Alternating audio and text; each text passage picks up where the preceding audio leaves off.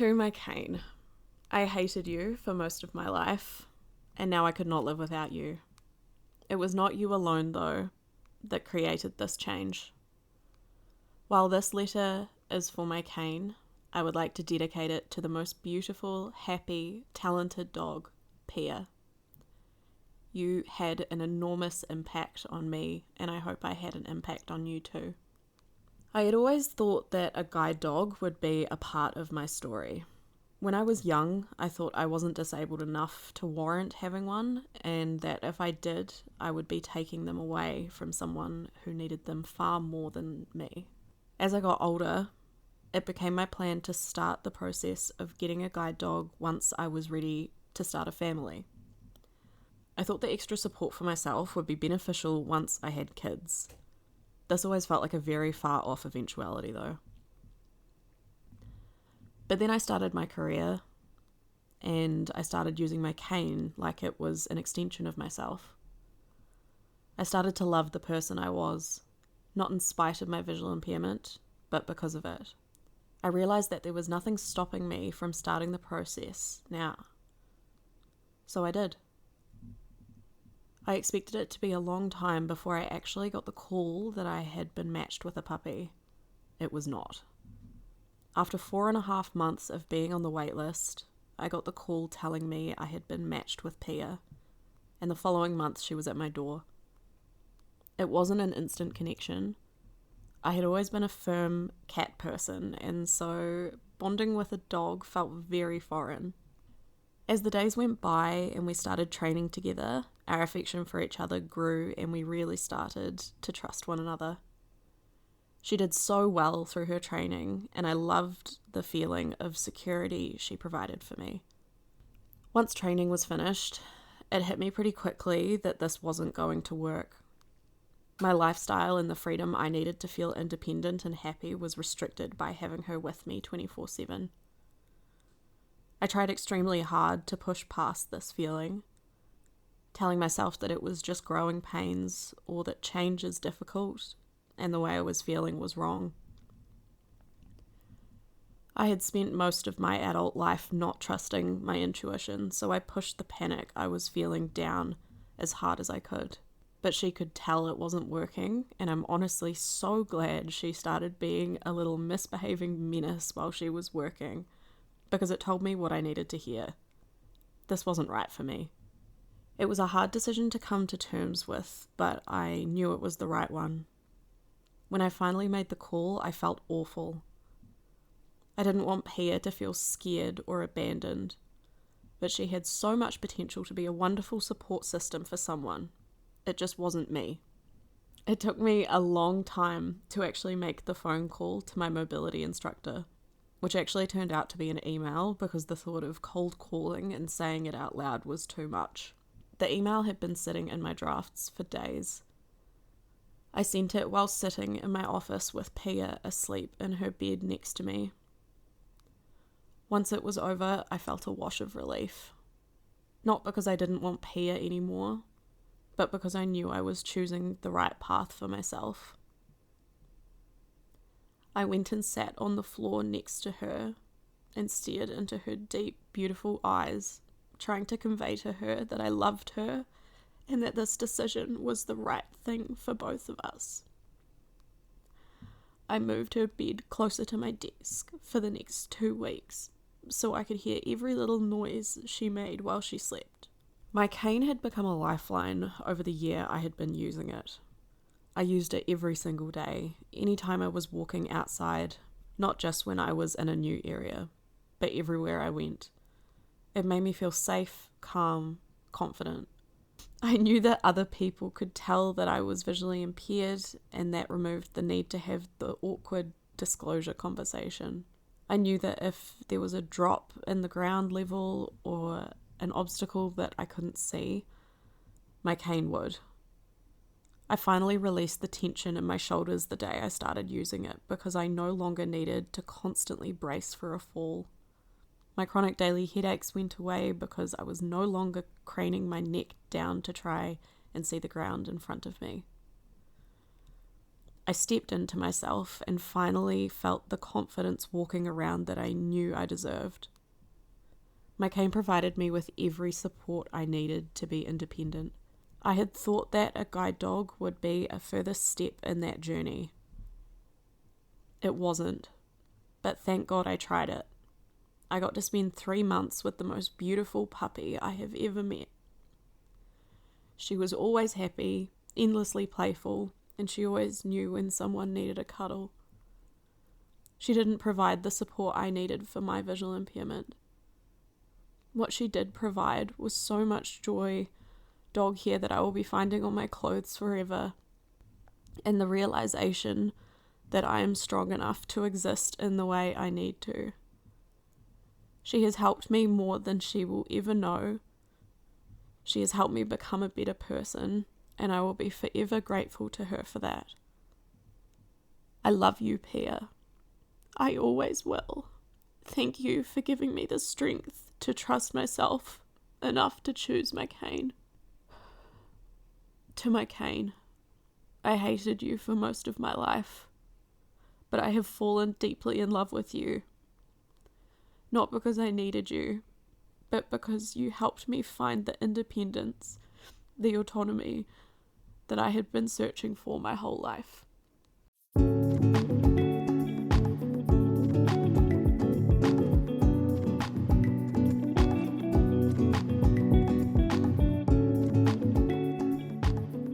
Kia ora and welcome to Wheelie Blind, the podcast where we're definitely gonna cry in this one. I'm Nevé.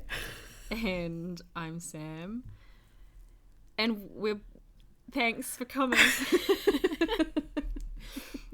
And we're talking about something different today. Yeah, so today hi, it's Nevé. I am going to talk about my guide dog experience, journey,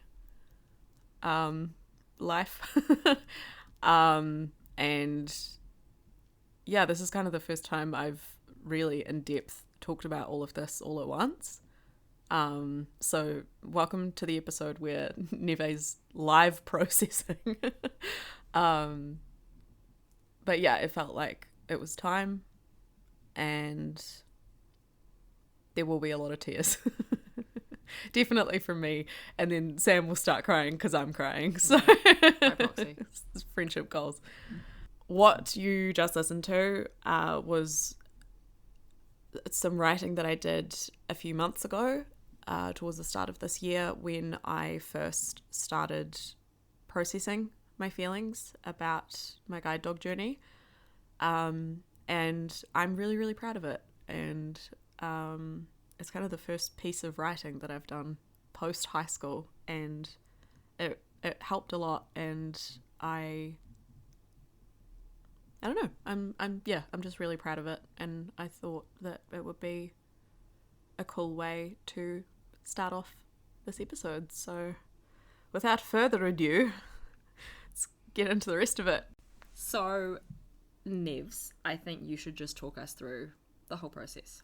Yeah, I can do that. Let's do it. Who wants to learn about the guide dogs process? Let's do it. So, I decided I wanted to apply right at the start of 2025, and so I started that process, and that process begins with an online form. So I filled in the online form, and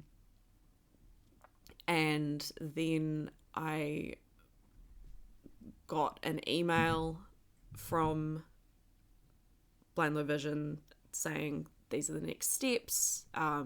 Your local guide dog mobility instructor, who I will be referring to as GDMI going forward, that's what GDMI stands for, and yeah, just some other information, some more like application processy stuff to fill out. But basically the real start of the process was meeting with my GDMI, and she came and chatted to me, and it was like a couple of hours worth of a conversation, and basically they're just asking you what are the regular routes that you walk, how active are you, like how, basically figuring out how much exercise the dog is going to be getting. They test your walking pace, because that's a big factor in matching you with a dog. If they match you with a dog that naturally walks really fast and you're a really slow walker, it's not going to work. Not so good. And vice versa. If you walk really fast and the dog's like, I'm just chilling, it's not going to work.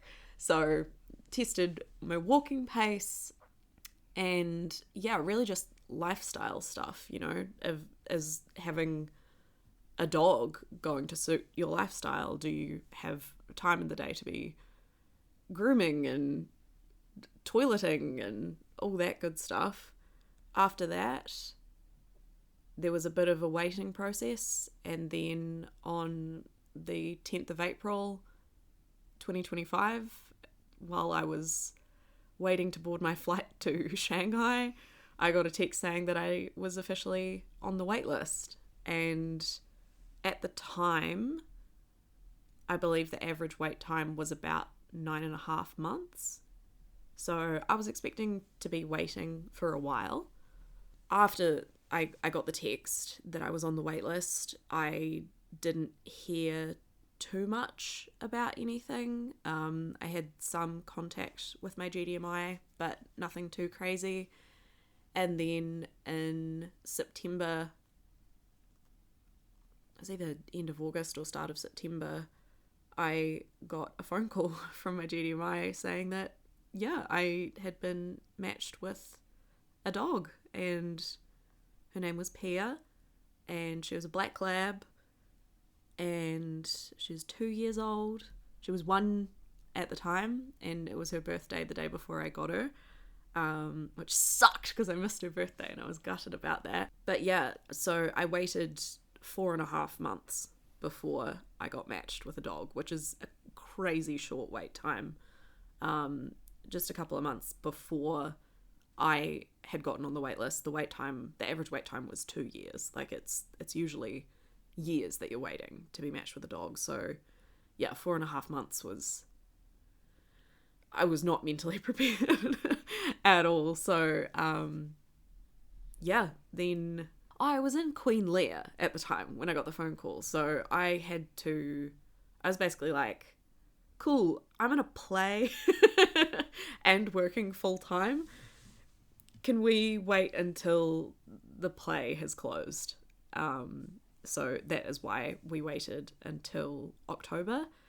And at about 1:30 on the 13th of October, there was a knock at the door. And it was Pia just standing on her hind legs knocking on my door.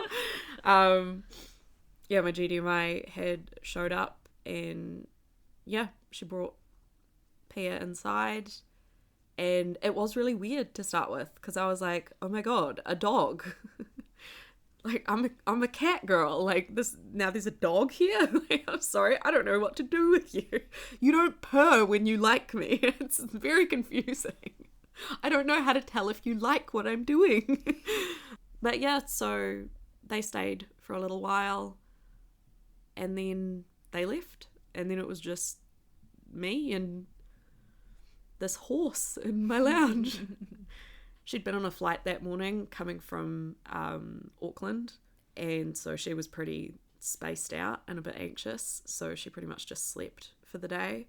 But it was really, really strange to start with, but pretty quickly within the first couple of days I was like, cool, anyone looks at her funny, I'll punch you in the dick. Like, I got very protective very quickly. She pooped the first night after eating her dinner, which, like, sometimes a guide dog, when they first get placed, they won't poop for weeks. And I was like, ha, sucker, she pooped straight away. And I didn't even have grass for her to poop on. She pooped on bark. It was fantastic.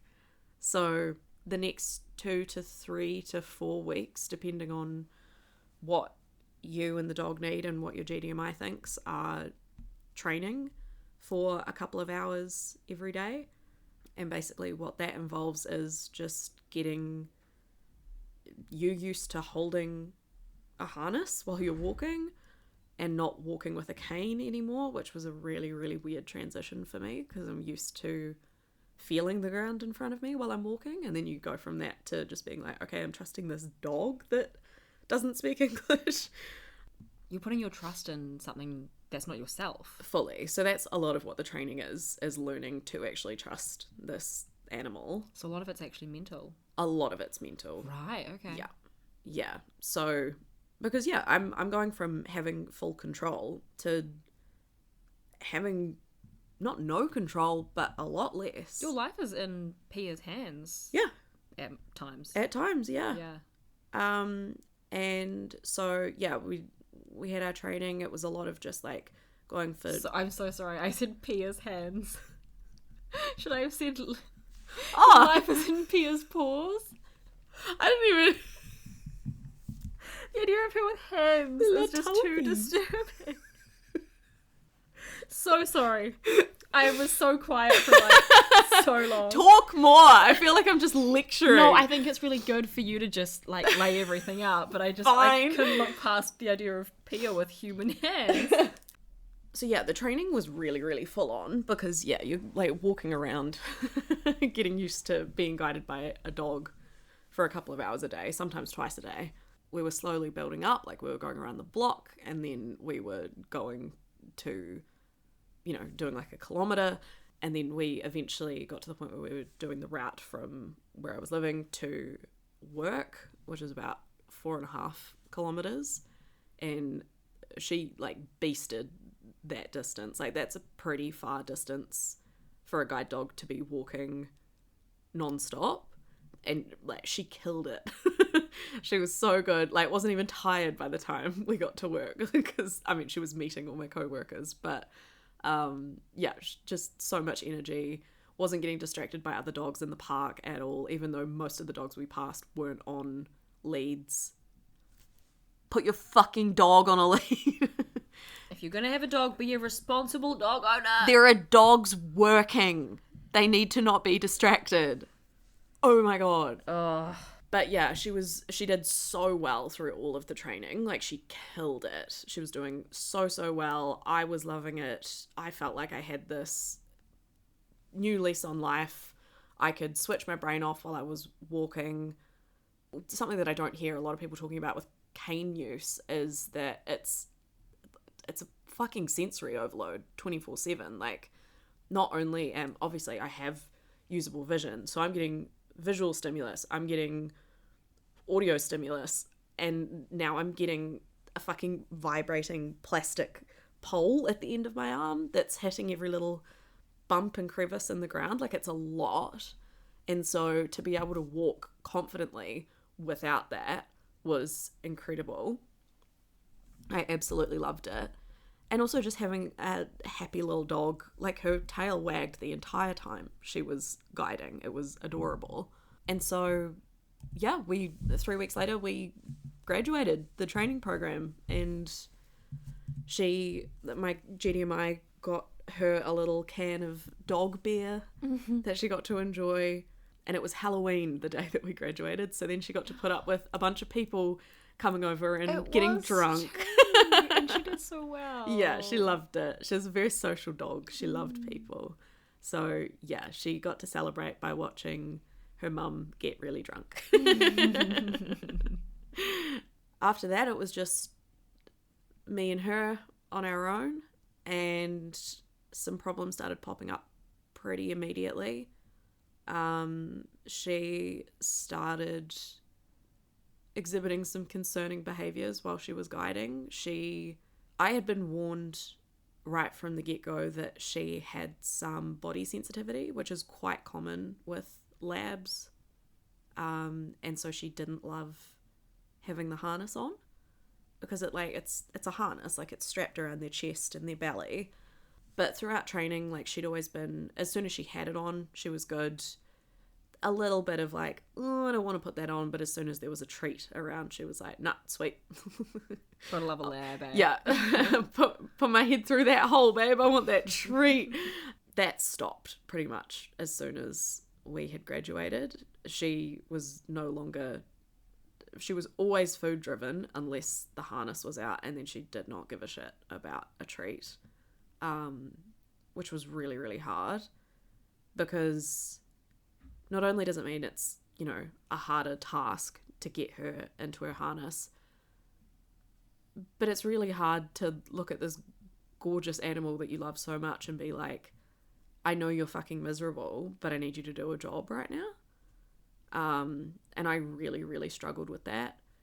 And it was I'm pretty sure it was that following Wednesday. So we graduated on a Friday. The following Wednesday, I was just hit with this knowledge of this isn't the right thing for me. Having to rely on her to be able to go anywhere was just so not the right thing for me. And I started missing my cane a lot. And then, yeah, her not wanting to put the harness on got worse and worse. She then started stopping in the middle of the street when we were crossing a street and would refuse to move. Like, it got to the point where I was having to pick her up and move her off the road because she wasn't moving. And it was only when we were crossing main roads. And so that was obviously very, very scary for me, but also for her, because it was like, why are you freaking out this much that like she would not move at all? And so, you know, got trainers involved again. And as soon as the trainer was observing her, even though like she was observing me from the other side of the street, Pia didn't even know that she was around. Like, we hadn't done an introduction yet. We were just pretending that I was going for a walk, and then my trainer was off in the bushes somewhere. Like, Pia couldn't see her, but as soon as she was around, Pia was fine. I knew straight away that I knew what I needed to do, and I kept pushing through it. I kept telling myself that this is just change and I can't cope with change, and so that's why I'm feeling like this. And you loved her and you wanted to give her a shot. Yeah, and this felt like such a life-altering, massive decision that affected everyone in my life, and I didn't want to just give up on it because I couldn't hack it. But it got to the point where it was like, no, this is only going to get worse. It was to the point where when I was walking to work, I'd have her not harnessed. I would use my cane, and then she would essentially just be getting a 5k walk in the morning and the evening, which she loved. And I loved it too, because I was like, cool, got my cane, and then I've got my puppy with me as well. And I was like, okay, this is fantastic and my dream, but this isn't how this works. And well, I thought at the time, you know, she's a very talented dog. She's very good at her job. Yes, she's exhibiting some concerning behaviors, but she could still be a really, really good guide dog, and it's not fair for me to essentially lie to guide dogs and keep her. And so, yeah, I made the decision, and it's one of the hardest things I've ever had to do, and I think will ever have to do. And yeah, I'm definitely not all the way through processing it. I'm still grieving a lot. I miss her more than I thought I would at this point. Nearly 6 months later. It fucking sucks. I'm going to look at my notes because I lost my train of thought. You've done Anything to add? anything to add from my perspective? Yeah. I'm flattered that you're asking, because I do not think my perspective is relevant here. But I think from what I observed, you summarised that perfectly. That's what I could see, and I could tell how hard you were trying the whole time. And it was a journey, because at the start you were so excited and so happy, and when I came over to meet her, she was she was a sweetheart to everyone, and you guys had a relationship, and she fit into your family, and it was special. It was really special, and I can't imagine how difficult it was to make that decision and change your family's life and Pia's life all over again. But I was so proud of you for knowing that was right for you, and that was right for Pia too, because you guys were not the right fit for each other. So Pia's going to be perfect for someone else. The update on Pia, by the way, is she's no longer a guide dog. Did I know this? I think so. She got removed from the guide dog program, which don't tell anyone, but I'm happy about because she was so much happier as a pet dog. She was giving pet. Yeah. She really was. She's a pet. She's a baby girl. She's a baby Goya. So, yeah, she's back with her puppy raisers. She's just a pet dog now. She just gets to be a puppy, Oh. which I'm very happy about. Yeah. I ruined her. I let her sleep on the bed when she was getting ready to leave. Yeah, so no, it was definitely, at no point have I felt like it wasn't the right decision, because it was, but I don't regret going through the process. The other thing that I had written down to talk about was handling people's reactions when I told them that I had made this decision, because this was honestly one of the hardest parts of it, because some people reacted really, really well and said, you know, some people, I start talking louder. He's like the biggest. Some people. Some people. Some people. There's a song that starts like that, but I can't think of what it is. Some people live for Okay, then it's some people live for fame. Some people want it all. I don't want nothing at all. If it ain't you, baby. If I ain't got you, baby. Oh, the harmony. Some people want diamond rings. Some just want everything. But everything means Why are we nothing. both holding our faces in our own If hands? I ain't got you, yeah. You're welcome. Yes. A little bit of comic relief for the people. Falls off. While I like upend the table with my knee. Some. You just tell that sentence a different way. Certain people.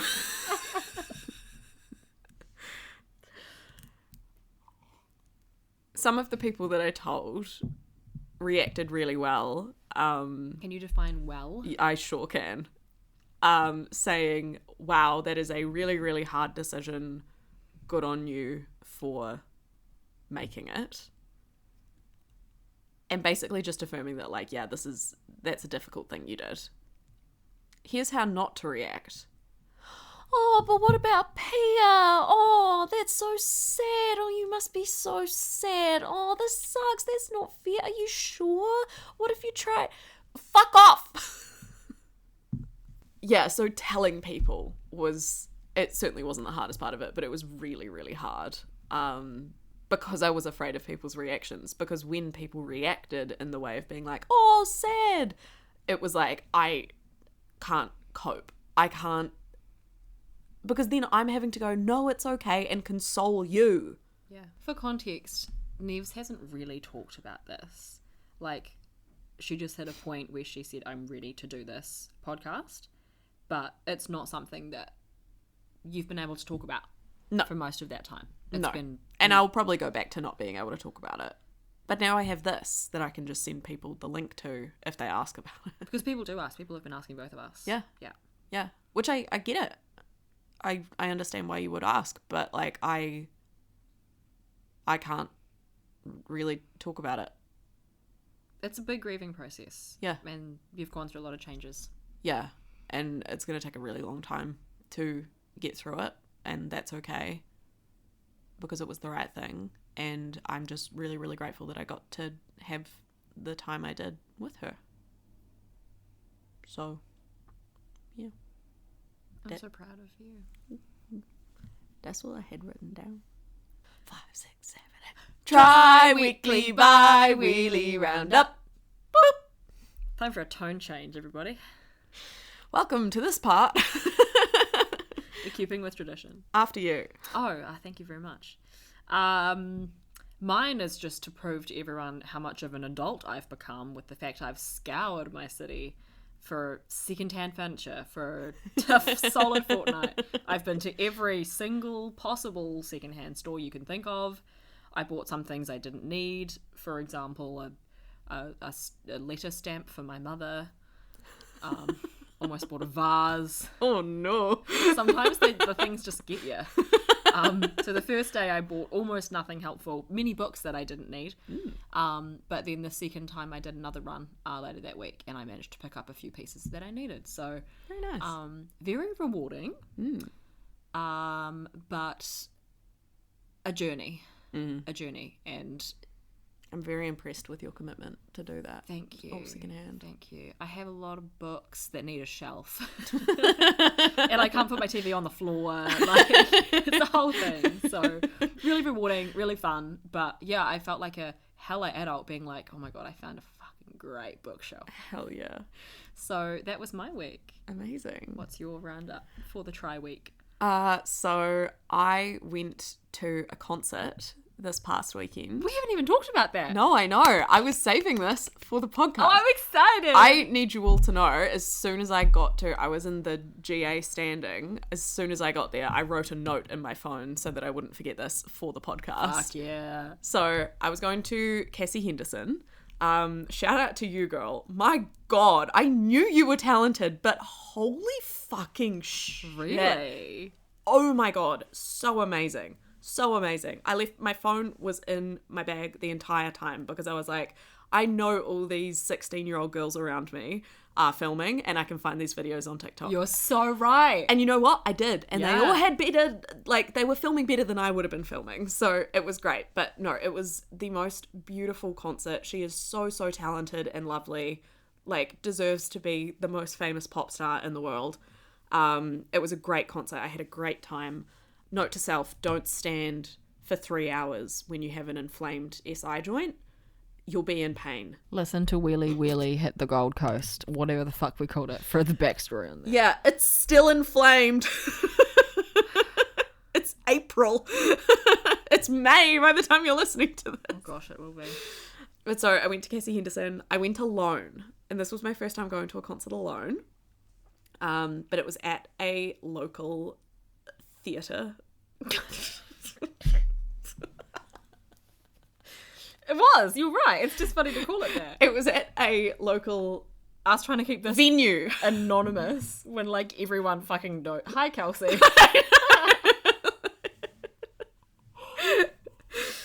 Yeah, it was at a local venue, so I felt comfortable and confident going by myself. I had my cane out. I walked in. I'd taken one step into the venue. Immediately, a staff member comes over to me and says, "Hi, how you doing? Like, how's your night going?" I said, "Oh, really, really good, thank you." He was like, "Are you here by yourself?" And I said, "Yes." And he was like, "Do you want any assistance?" Oh, I'm gonna come. Oh, it's so good. Sorry, Mum. And I said, "That would be incredible." And he said, "Okay, what can I do to help?" And at this point, I'm coming.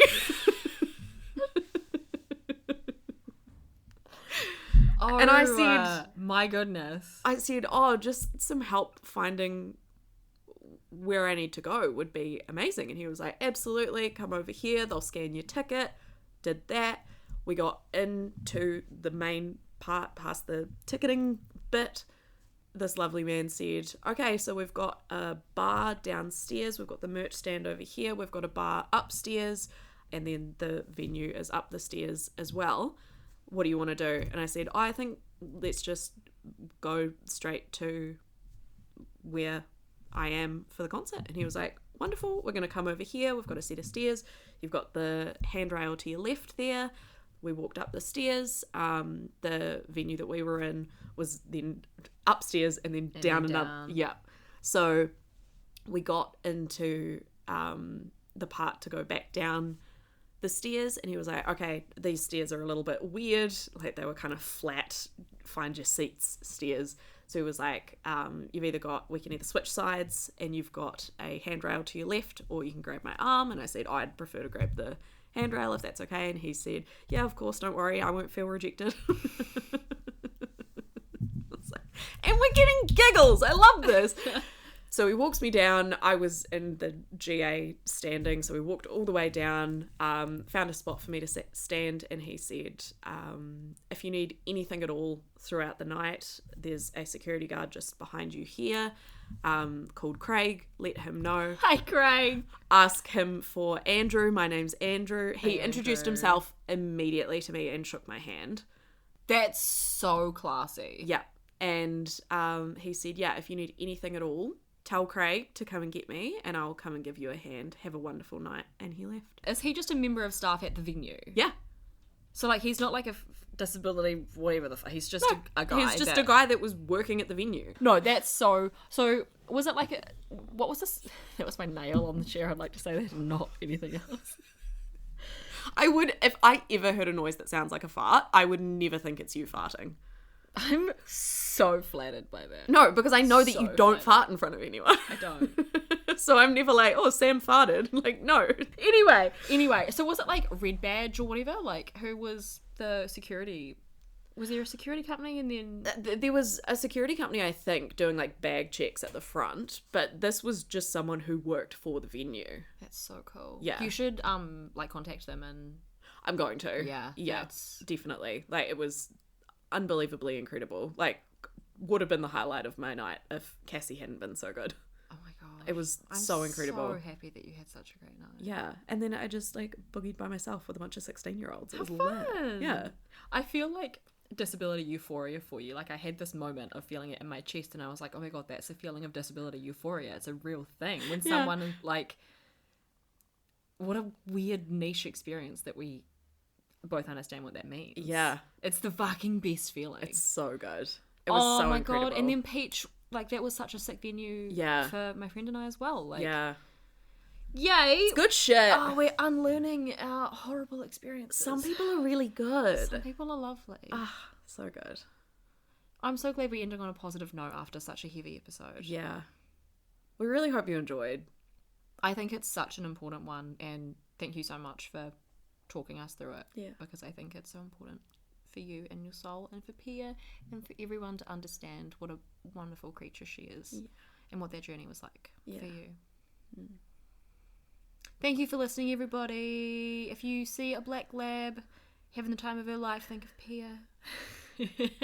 Yes. Pia. Pia. And that's it from us, I think. Etafano. Yeah.